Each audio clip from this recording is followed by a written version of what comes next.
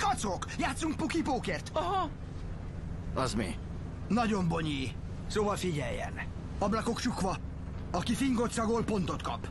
Ha kitalálja, kiből jött, dupla pont jár. De ha ok nélkül jelez gázriadót, mert mondjuk bűzbarlang mellett Bukta! megyünk el, bukik egy pontot, és nem ér saját púzást bemondani. Srácok, nektek elment az eszetek.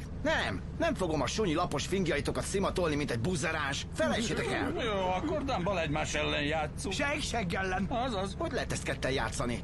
Ha kiszagolsz egyet, ami nem a tiéd, akkor az nyilván a másiké, nem? Nem azt mondta, hogy még sosem játszott. Közben meg profi puki-pókeres. Bélszilhámossal van dolgunk. Aha.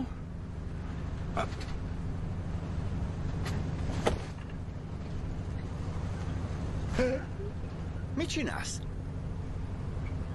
Nem tudom. Rendben, akkor hoznék egy szabályt. Az autóban tilos a puki-póker, világos? Kinevezte ki parancsnoknak. Van egy javaslatom. Gondoltam egy számra 1 és 3 között. Aki kitalálja, az lesz a parancsnok. 1. Nem. 3? Nem. Szabad a gizda. 2. Pedig azt akartam mondani.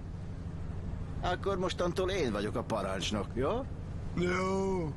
Parancsnok úr, legyen szíves, toljon nekem egy nyalókát hátulról. Málnásot. Oké. Alén! Oh, hé! Mi a francot csináltad? Jó, ez penetrás!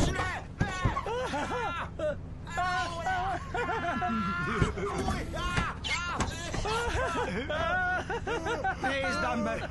Előtte lett volna rés.